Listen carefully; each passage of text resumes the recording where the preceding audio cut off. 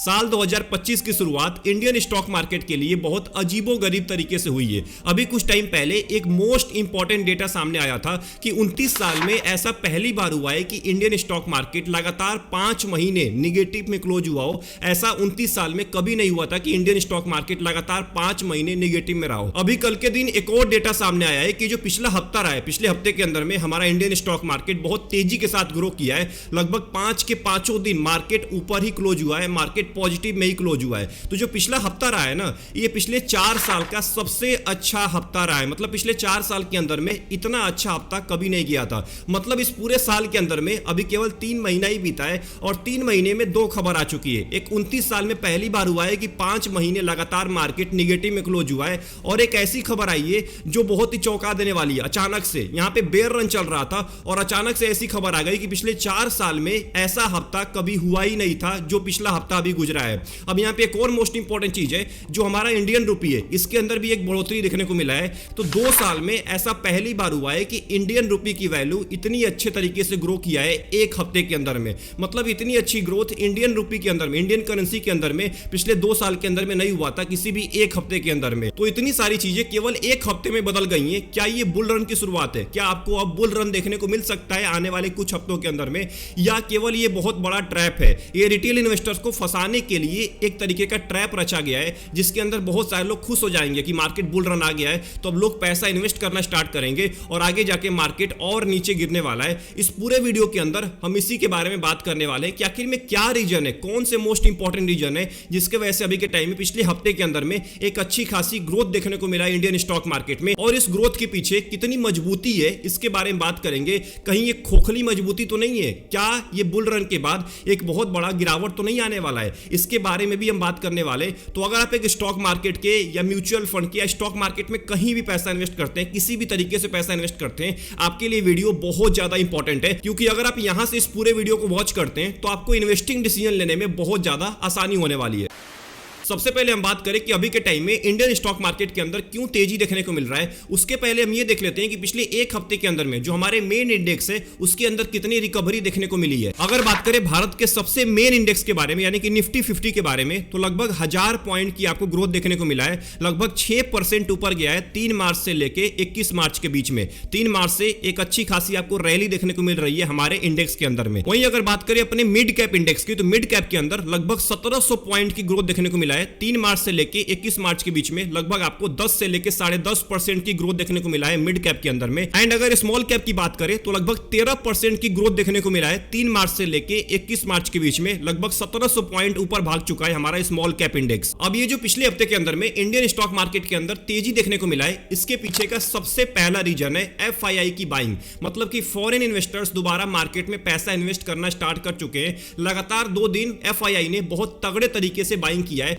अगर बात करें 21 मार्च की, तो लगभग यहां पे 7400 करोड़ की बाइंग है, नेट बायर रहे हैं। वहीं 20 मार्च की बात करें तो लगभग 3200 करोड़ की बाइंग हुई है। एंड 18 मार्च को लगभग 694 करोड़ की बाइंग हुई थी। मतलब ये जो 3 दिन रहा है ना, इन 3 दिन के अंदर में एफआईआई ने अच्छे खासे लेवल पे बाइंग किया है। अब देखिए, मैंने आपको पहले ही बोल दिया था कि एफआईआई कभी भी लॉन्ग टर्म के लिए किसी भी देश के अंदर नहीं आते, किसी भी देश के स्टॉक मार्केट के अंदर लॉन्ग टाइम के लिए पैसा नहीं इन्वेस्ट करते। अगर उनको ऐसा लग रहा है कि इंडियन स्टॉक मार्केट में उनको ग्रोथ नहीं मिलने वाला है, तो चाइना मार्केट में पैसा निकाल के डाल देंगे। अगर उनको ऐसा लग रहा है कि इंडियन मार्केट में ग्रोथ दिख रहा है, तो चाइना मार्केट से पैसा निकाल के इंडियन मार्केट में पैसा इन्वेस्ट कर देंगे। बट एक बात का ध्यान रखिएगा, एफआईआई अगर बाहर जाते हैं तो अंदर भी आते हैं। मतलब अगर पैसा निकाल रहे हैं तो एक दिन पैसा इन्वेस्ट भी करेंगे, क्योंकि उनको अभी के टाइम में ग्रोथ नहीं दिख रहा था। इस वजह से इंडियन स्टॉक मार्केट से पैसा निकाल के चाइना मार्केट में या दूसरे मार्केट में पैसा इन्वेस्ट कर रहे थे जहां पे उनको ग्रोथ दिख रहा था। अब यहां पे आपको एक चीज तो विश्वास हो गया होगा कि एफआईआई देश के लिए कितना इंपॉर्टेंट है। पिछले एक हफ्ते के अंदर में 3 दिन एफआईआई ने दबा के बाइंग किया है और उसके वजह से अभी के टाइम में इंडियन स्टॉक मार्केट के अंदर इतनी तेजी देखने को मिला है।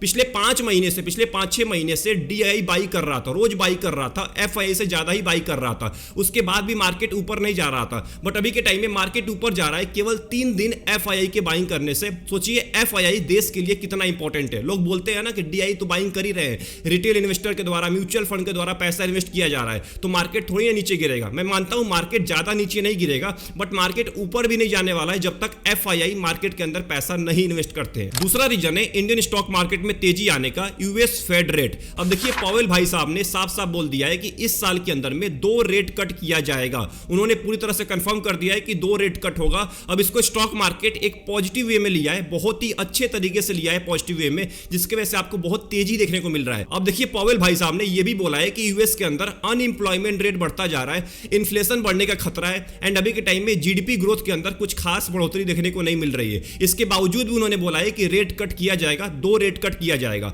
अब देखिए रेट कट करने से फायदा क्या होता है ना, कि आपको लोन जो होता है वो कम इंटरेस्ट रेट पे मिलता है। बैंक को भी अपना इंटरेस्ट रेट कम करना पड़ता है अगर वहां से रेट कट होता है। तो अगर आरबीआई इंटरेस्ट रेट कम करेगी तो बिजनेस को बहुत फायदा होने वाला है। कंपनीज कम इंटरेस्ट रेट पे लोन ले पाएगी, जब लोन ले पाएगी ज्यादा तो अपने बिजनेस में बहुत ज्यादा पैसा खर्च कर पाएगी, जिससे बिजनेस के अंदर बढ़ोतरी देखने को मिलेगा।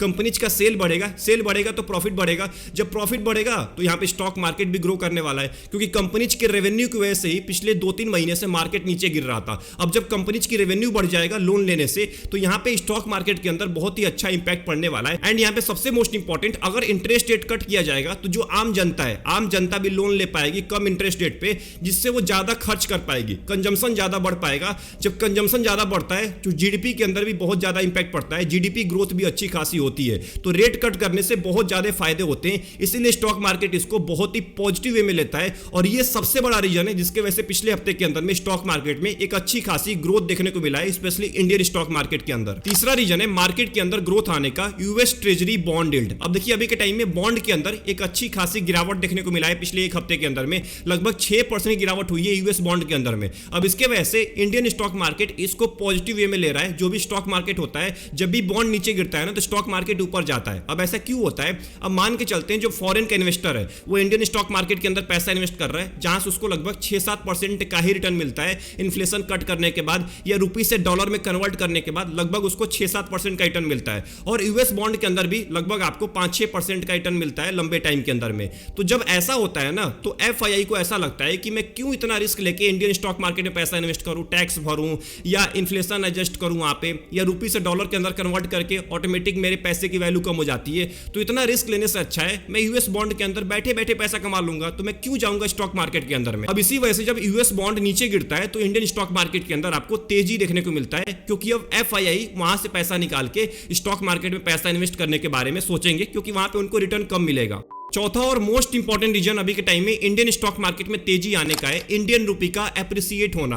अब देखिए पिछले एक हफ्ते के अंदर में लगभग 1.2% की ग्रोथ देखने को मिला है। 10 वीक हाई पे पहुंच चुका है हमारा इंडियन रुपी, लगभग 88 रुपए को टच कर दिया था अभी कुछ महीने पहले, बट पिछले एक हफ्ते के अंदर में 88 रुपए से गिर के ये लगभग 85 रुपए 9 पैसे पे आ चुका है। मतलब कि बहुत तेजी के साथ इंडियन रुपी के अंदर ग्रोथ देखने को मिला है। वहीं अगर यूएस डॉलर इंडेक्स की बात करें तो लगभग 3% नीचे गिर चुका है, केवल टैरिफ्स की वजह से। जो ये ग्लोबल टेंशन चल रहा है ना, ग्लोबल टैरिफ वाला टेंशन चल रहा है, इसके वजह से डॉलर इंडेक्स के अंदर एक भारी गिरावट देखने को मिला है, जिसके वजह से इंडियन रुपी में एक ग्रोथ देखने को मिला है, लगभग 1.2% का ग्रोथ हुआ है। अब इसके वजह से मैंने आपको शुरू में ही बोल दिया था कि 2 साल बाद ऐसा हफ्ता आया है जिसमें इंडियन करेंसी इतना स्ट्रॉन्ग आपको देखने को मिला है, इतना ग्रोथ देखने को मिला है किसी भी हफ्ते के अंदर में, ये 2 साल के बाद हुआ है। इसका मतलब अगर ऐसे ही ग्रोथ होता रहा तो एफआईआई तो यहां पे बहुत ज्यादा पैसा इन्वेस्ट करने वाले हैं, क्योंकि उन बेचारों की भी कोई गलती नहीं है, वो यहां पे पैसा इन्वेस्ट करना चाहते हैं, बट यहां पे इंडियन रुपये नीचे गिरे जा रहा था। अब इसके वजह से उन बेचारों का लॉस होता है, क्योंकि जब वहां से पैसा निकालेंगे, यहां से भले ही वो 12-13% का रिटर्न बना ले,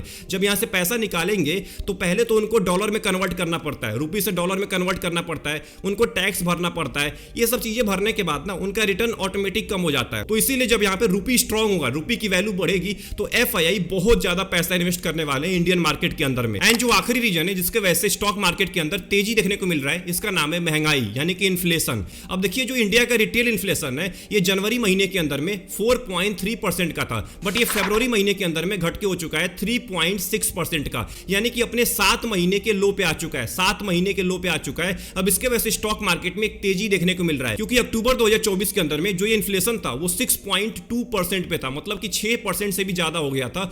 बट अभी के टाइम में गिरावट हुई है, क्योंकि फूड इन्फ्लेशन में बहुत गिरावट हुई है। उस टाइम पे फूड इन्फ्लेशन बहुत ज्यादा बढ़ गया था अक्टूबर और नवंबर के अंदर में लगभग अक्टूबर में 9% पहुंच गया था फूड इन्फ्लेशन। अभी के टाइम में वेजिटेबल्स के प्राइस में गिरावट देखने को मिला है। इसके वजह से इन्फ्लेशन बहुत हद तक कम हो चुका है और 7 महीने के लो पे आ चुका है। सबसे मोस्ट इंपॉर्टेंट आरबीआई के गवर्नर का ये प्रेडिक्शन है फाइनेंशियल ईयर 2026 के अंदर में कि क्वार्टर 1 के अंदर में लगभग 4.5% इन्फ्लेशन रहेगा, क्वार्टर 2 के अंदर में 4.0% इन्फ्लेशन रहेगा, क्वार्टर 3 के अंदर में 3.8% इन्फ्लेशन रहेगा एंड क्वार्टर 4 के अंदर में 4.2% इन्फ्लेशन रहेगा। मतलब ये एक प्रेडिक्शन है आरबीआई गवर्नर का फाइनेंशियल ईयर 2026 को लेके। अब देखिए ये तो हमने बात कर लिया कि पिछले हफ्ते के अंदर में इंडियन स्टॉक मार्केट में क्यों तेजी देखने को मिला है। ये कुछ जेन्युइन रीजन थे। ये टॉप 5 रीजन के बारे में हमने बात किया है, ये बिल्कुल ही जेन्युइन रीजन थे और ये रीजन अगर किसी भी स्टॉक मार्केट के साथ होता है ना तो उस देश का स्टॉक मार्केट ऊपर ही भागता है, जो कि अभी के टाइम में इंडियन स्टॉक मार्केट के साथ हो रहा है। तो मतलब ये कोई भी फेक रैली आपको देखने को नहीं मिल रही है, इसके पीछे एक बहुत ही स्ट्रॉन्ग रीजन है जिसके वजह से इंडियन स्टॉक मार्केट में एक अच्छी खासी रैली देखने को मिल रही है। अब देखिए ऐसे ही कुछ चीजें होती रही अगले कुछ हफ्तों तक या अगले कुछ महीनों तक तो आपको एक अच्छी खासी रैली देखने को मिल सकती है।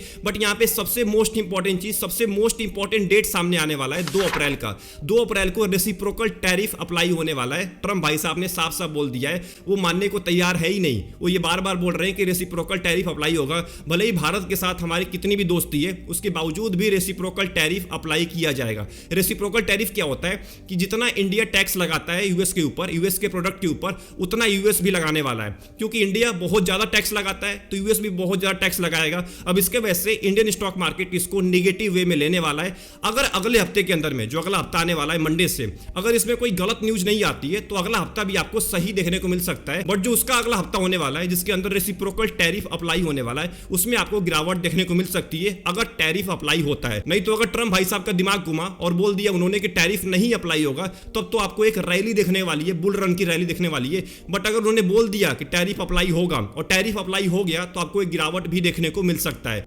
तो आई होप आपको ये पूरी वीडियो पसंद आई होगी। अगर आपको कुछ भी नॉलेज मिला वीडियो को लाइक कर दीजिएगा एंड चैनल को जरूर सब्सक्राइब कर लीजिएगा। आप में से बहुत सारे लोग वीडियो को वॉच करते हैं बट चैनल को सब्सक्राइब नहीं करते हैं। चैनल को सब्सक्राइब करना मत भूलिएगा। मिलते हैं एक और इंपॉर्टेंट वीडियो में। आपका क्या ओपिनियन अभी के टाइम में इंडियन स्टॉक मार्केट को लेके या टैरिफ को लेके या रेसिप्रोकल टैरिफ को लेके, कमेंट बॉक्स खाली पड़ा हुआ है, कमेंट बॉक्स के अंदर टाइप करना मत भूलिएगा। तब तक के लिए अपना ध्यान रखिए। Best of luck, take care.